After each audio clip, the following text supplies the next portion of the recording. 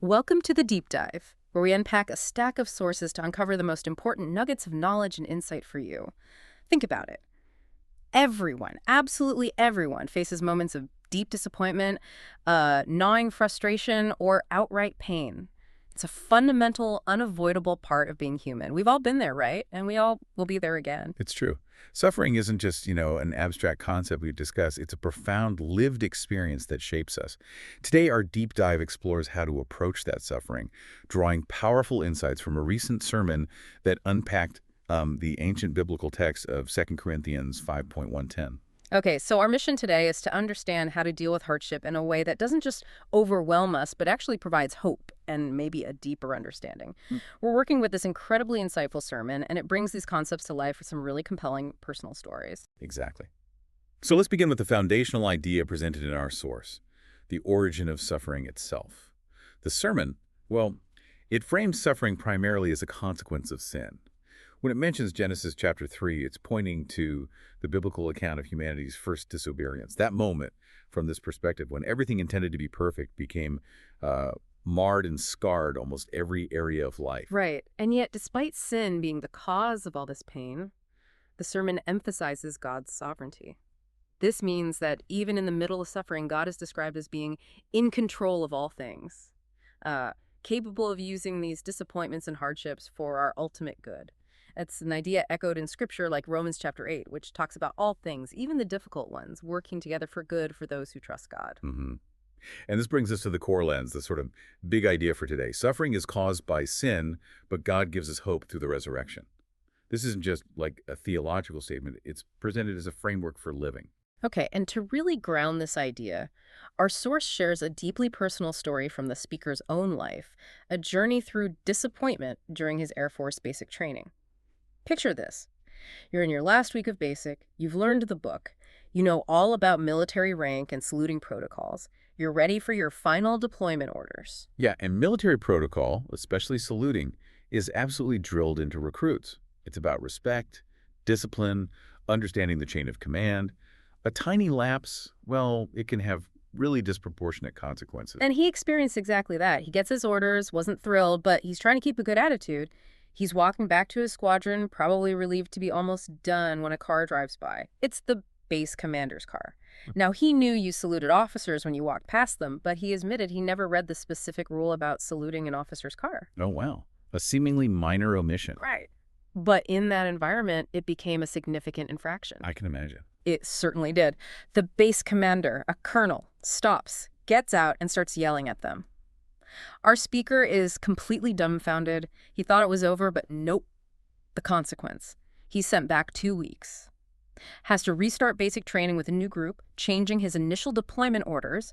His whole God's got a plan attitude quickly turned into anger at himself, at the base commander. Why did they have to stop? Even at God, thinking, this isn't what I signed up for. Totally understandable reaction. But here's the profound twist.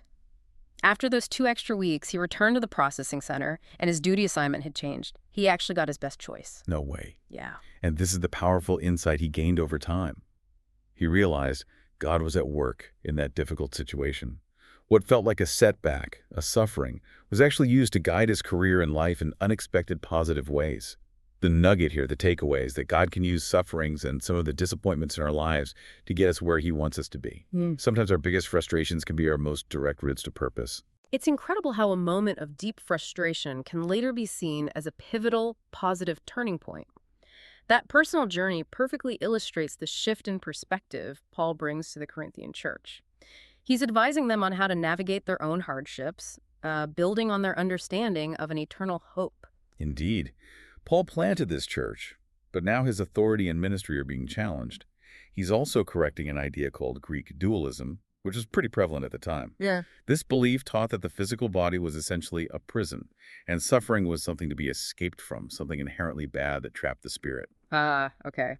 But Paul offers a powerful counter-narrative, doesn't he? He explains that the Christian hope isn't about escaping suffering, because in this sinful world, well, it's unavoidable. Instead, he shifts the focus. It's about finding renewal and true hope through resurrection, anchoring their hope in an eternal dwelling with God. So it's not about avoiding pain, but about how you view it and what you're looking forward to. Exactly. And in 2 Corinthians chapter 4, Paul kind of sets the stage for this by saying, our outer body is wasting away. This light and momentary affliction is preparing us for an eternal weight of glory. With that context, he offers 3 core ways to deal with suffering. Okay, the first way to deal with suffering, according to Paul in 2 Corinthians 5:1-4, is to look to what is eternal. He uses this really vivid analogy of a tent versus a building. Right. And as a tent maker himself, Paul intimately understood the nature of tents.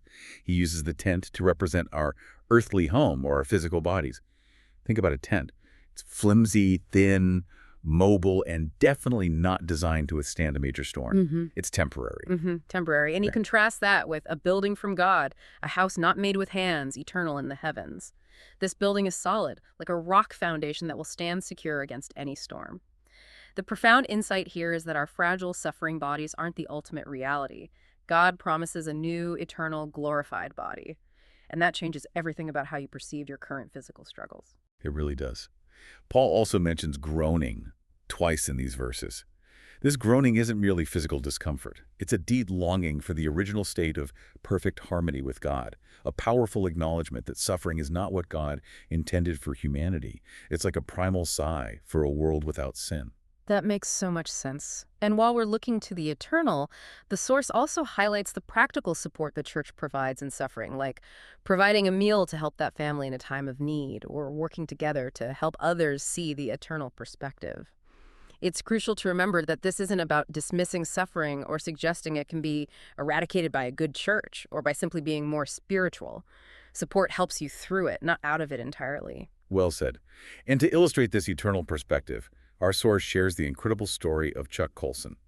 He was notoriously known as the Hatchet Man from the Richard Nixon administration, described as tough and smart and ruthless. Yeah, a formidable figure during Watergate.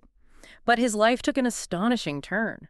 While facing Watergate charges, a friend gave him C.S. Lewis's Mere Christianity. Reading it led him to recognize his need for a savior. He pleaded guilty, and after 7 months in prison, he started Prison Fellowship, which became one of the largest prison ministries globally. His transformation is truly remarkable. His powerful takeaway, often quoted, perfectly aligns with looking to the eternal. The real legacy of my life was my biggest failure. My greatest humiliation, being sent to prison, was the beginning of God's greatest use of my life. The key insight here is that God can profoundly use what we perceive as our greatest setbacks, not just for His glory, but as the very springboard for our most impactful work and purpose. It shifts our focus from earthly failure to eternal significance. Wow, that's a powerful, almost counterintuitive thought. Okay, moving on. The second way Paul counsels the Corinthians to deal with suffering, found in 2 Corinthians 5:5-7, is to trust in what God is doing. Right. Paul says, "He who has prepared us for this very thing is God." This means God is not removed even in the midst of our suffering. He's actively involved. And what's crucial is that God gives us the Spirit as a guarantee, or like a down payment. A down payment. So this guarantee means we have God with us when we're going through our suffering. It's not just a promise, but concrete proof that God will one day bring us to be with Him forever. This, the sermon argues, is the basis for Christians to be always of good courage. It's a profound idea. But Paul also acknowledges the immense difficulty of this, reminding us to walk by faith, not by sight. When suffering is hard, when fear, hurt, and disappointment are just screaming at you, it takes faith to believe that God's promises are true. It's a battle between what you feel and what you believe. That sounds incredibly challenging in the thick of it. I know for myself it's often the hardest part when you're in the midst of a struggle. How does the sermon suggest we practically lean into that faith when our feelings are screaming otherwise? And speaking of challenging situations, the source brings up the remarkable story of Corrie ten Boom and her sister Betsy in a World War II concentration camp. Yes, their shelter was infested with fleas, making the already unbearable conditions even worse. Corrie found it repulsive, but Betsy, incredibly, challenged her to give thanks for everything, even the fleas. It seems absurd, right? It does, giving thanks for fleas. And yet, the surprising revelation that came later was that the fleas actually kept the guards out of their shelter. They prevented the horrific abuse that other prisoners suffered because the guards didn't want to get infected themselves. It's an astounding example of how God is using that for good, even in some of the worst situations. The insight here is that it takes walking by faith, not by sight, and trusting in what God is doing. You don't always see the good in the moment, but faith allows for that unseen possibility to be real. That's a powerful testament to perspective. Okay, now the third way Paul instructs the Corinthian church to deal with suffering in 2 Corinthians 5:8 to 10 is to aim to please him. Paul tells them, whether we are at home or away we make it our aim to please him. This is about our ultimate purpose, our Right. driving motivation. Paul himself wrestled with this, as we see in Philippians 1:25, where he says, "To live is Christ and to die is gain." He recognized that God leaves us here for a reason, because I have work to do here. Yeah. It's this paradox, the desire for the peace of eternity balanced with the call to serve right now. Right, and this directly challenges a misconception sometimes taught by some groups within that they call themselves Christians. The idea that if you are a Christian, suffering is eradicated or that you will always be healthy and wealthy. The sermon is very clear. This is just not true. It's a false hope that sets people up for deep disappointment. Absolutely. And to underscore that, the source shares the powerful story of John Piper, a famous preacher who was diagnosed with cancer in 2006. His perspective was unique and profoundly challenging. Huh? He asked, how can I use cancer to glorify God? Wow. He even wrote an article the night before his surgery called Don't Waste Your Cancer, outlining 10 powerful truths. One of them was, you will waste your cancer if you do not believe that it is designed for you by God. Hmm. That's a staggering statement, implying purpose in even the most terrible circumstances. It is. Piper's definition of victory wasn't about the physical outcome. He famously said, cancer doesn't win if you die. Cancer wins if you fail to cherish Christ. Okay. The core lesson here is that the focus isn't on overcoming suffering or its outcome, but on how you respond in it. Aiming to please Christ in everything that he does, knowing God is in control of all of this. Right. The nugget is that suffering isn't wasted if it brings you closer to your ultimate purpose. So it's not about being apathetic or just shutting down and ignoring suffering, because that's not pleasing to Christ either. It's about an active, purposeful response. Exactly.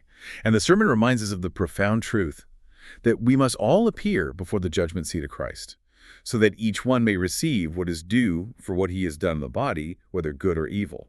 This reinforces the critical importance of our response to suffering, not just for our peace now, but for our ultimate accountability.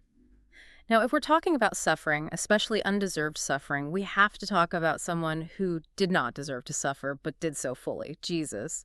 His suffering went far beyond the physical beatings on the cross. Absolutely. The deepest anguish Jesus felt on the cross was bearing the weight of the sin and the wrath for sin that was going to be on his shoulders. Think of it as taking on the full, just consequence and separation that our wrongdoing deserves, so we wouldn't have to face it ourselves. This was the profound reason for his cry, my God, why have you forsaken me? He suffered on our behalf so that we could have a relationship with him. And the source reminds us that Christian communion, or what some call the Lord's Supper, is an outward manifestation of a spiritual communion. It's a powerful act where participants look back with thanksgiving to Jesus' death, look around with love at the community, look up with supplication, and look forward with anticipation of his return. It's a complete response to that ultimate suffering, embodying all the elements we've discussed. That's a great way to put it. So, what does this all mean for you, listening in? This deep dive has shown us that suffering is a reality, a universal part of life. But through an eternal perspective, trusting in God's presence and plan, and aiming to please him in our response, even the hardest moments can lead to hope and purpose. Yeah, so maybe the final thought to leave you with is this. Considering what we've unpacked about suffering and hope, how might shifting your perspective from merely overcoming a challenge to responding with purpose change how you approach a current difficulty in your own life?